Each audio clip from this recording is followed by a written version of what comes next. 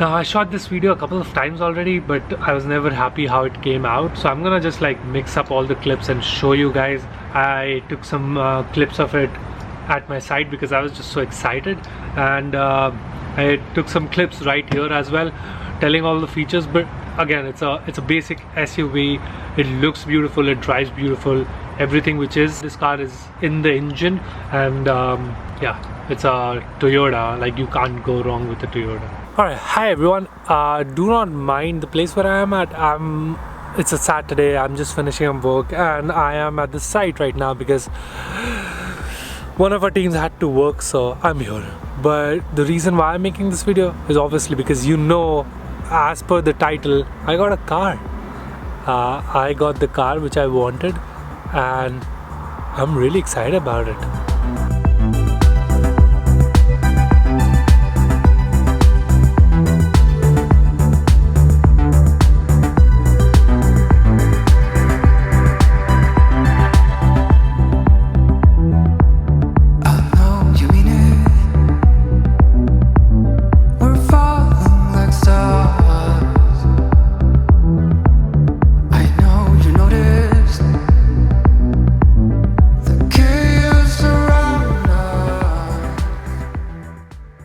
So the car I got is a Toyota RAV4. It's a 2019 RAV4 model, the most basic one, and the color is white as well, just because it's the cheapest one. But the reason I got this, let me explain it to you. All the lights are out, I'll call you back. Never need to say goodbye. Before that, let me tell you a couple of things about the car. So this is a 2019 RAV4. It's the most basic version you can get, and it's a used car. I did not buy it first hand. I wanted to buy it new. I even went to the dealership to buy a new one, but it was way too expensive for my budget right now. But then there was a deal which popped up. I looked at it. I drove it for 2 days, I think, and yeah, it was a short thing. So again, this is the dash, beautiful dash. Let me turn on the lights. It's leather finish, stitched. I was actually pretty surprised that this is the base model of the car, and even in the base model you get features like that there's dash, there's all these safety controls. I know you would get these kind of features in companies like Nissan or Kia, but in Toyotas and Hondas, these features are not default, and you have to pay sometimes extra money to get these. Let's talk about just the steering wheel, okay? When you look at the steering wheel right here, let's focus. This part is for the safety and for the adaptive cruise control. So this is for cruise control. This is the radar, which tells me if there is a vehicle in front of me or not, and this is for lane assist. This is for, again, switching music, and this is for FM or Bluetooth. Whereas if you look on the left, all of this changes options right there. As you can see right there, all the settings. If this shows me the speed, this shows me the average I'm getting right now, the gas average, and this shows me distance to empty. So I only have 75 miles on it, but I gotta fill it up pretty quick. Again, just a couple of volume rockers, and I honestly don't know what that is. Oh, it's like Siri, but for Toyota. So for storage space, it got this whole slit. So if you want to keep your phone or keep like keys or small things, you can just keep it there. There is cup holder here. There is more space. I don't know why there is this space, like it's too small to keep anything, but there's this space where you can keep more stuff. I have my AirPods here. There's a charging port. There is a small aux port here, and there's a 12-volt charging port here as well. On the armrest, there is another spot here. I have some money, medicine, and I'll just close it off. It's not tall enough. I thought it would be taller. If you look on my left, I have a banana peel here because I ate a banana and just left it left the peel right here. I have a bottle holder. There is So these buttons control the rear view mirrors. If I switch it to left, you'll see the left one moving. But we want to keep it that way. So there it is.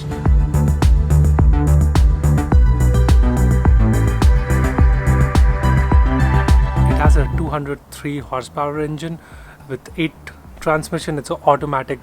In the US, they don't have manual cars. They do have manual cars. There are a couple of Subarus, but it has an option of manual as well if you're going in sport mode. It's a two-wheel drive. So what's the difference between a two-wheel drive and an all-wheel drive is when you have a two-wheel drive, the front axles are the ones who's running which are running the vehicle. Whereas if you have an all-wheel drive, the back axles are working as well. And an all-wheel drive works out really well if you live in like a state like Colorado, where there's a lot of mountains and hills and a lot of rough terrain. But Arizona is pretty flat ground, or even if Midwest, if you say, while I was in Chicago, a two-wheel drive would do. So this is under the bonnet. It has 11,000 miles on it. 11,000 miles is approximately almost 20,000 kilometers, which is not much for a RAV4, at least a Toyota car. Speedometer. So I usually drive at 85, but the usual limits in Arizona is 65. There are a couple of places where it is 75 on the highways and stuff, but usually everybody drives 85 just because it's flat roads. So cops don't really stop you if you're driving 85 and you're driving safe, like if you're just going straight. And it's so much fun to drive this car. Like the Equinox I had, it was like a 10 years old Equinox, and obviously it wouldn't drive this well, but this is a beast for sure. Now when we talk about the central console here, I can connect it with my phone and Apple CarPlay will show up. Whereas there are a couple of options. You can, obviously there's AM, and you can select your contacts. It's gonna sync it with your phone, and I can select the favorite contacts, which I call a lot. So I can set that. This is the statistics, how many miles per gallon I'm getting. It's a nice console, nice screen. It's higher than the usual bottom one. If I put it in reverse, it's gonna show me there's a back camera. As one thing I wish the car had and it doesn't have is blind spot monitors. So what blind spot monitor does is it assists you to change lanes. There are a couple of times when I'm driving and a person or a car like is low, or it comes in your blind spot and you can't really see. That's why it's called blind spot. So on the mirrors, on your rear view mirrors, it shows an icon that, hey, there is a car, there might be a car on your side, either on the left or right, and it gives you a notification. I can get it installed now, but it's like $1,000. It's just too expensive to get it installed. I was looking into it. The original Toyota ones, if you want it to be installed right away when you're buying a car, when you're buying a new one, that is around $560, which is not bad. Now currently I'm on the back seat of the car, and again, it has that, it could be a 3-passenger seat, or you can just pull it down and have like a cup holder right here and a good armrest. It's fancy, right? Fancy, yeah.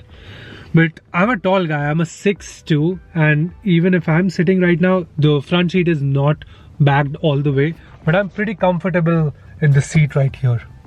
Now I know a lot of people are gonna comment that, hey, you could have gone for a cheaper car, you could have gone for a sedan. There is Teslas, there's all these Corollas and Camrys. The reason why I got this is because I really like compact SUVs.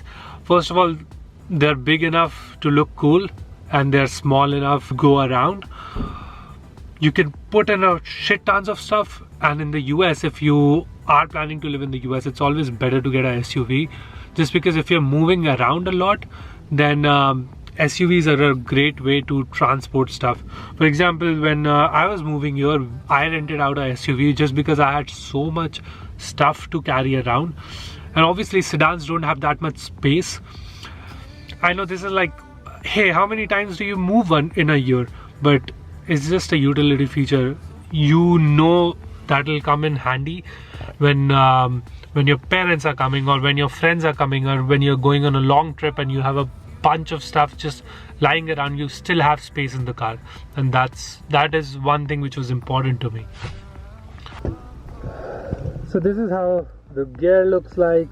There is a sport mode. I can switch here and then go on the left, and then it will just like which gear I am in. There is 8 transmissions, so on the screen right there it's showing me going 3 to 1, 1, 2, 3, 4, 5, 6, 7, 8, like that. Right now I'm in the eco mode. If I switch to normal mode, this is what happens. If I switch to sports mode, it switched to red. And I'm gonna put it in park before that and put it in eco mode. And these are the modes right here. This is the eco, normal and sport. This is the parking. Other than that, I think the more exciting thing would be to take road trips in it, to go with friends and go with Simran, go with, if my family comes here, and go on road trips with them. I think that will be the real life test of this car. I should have gotten it when we went on a 1 month vacation. That would have been exciting. But anyways, that is that for the car.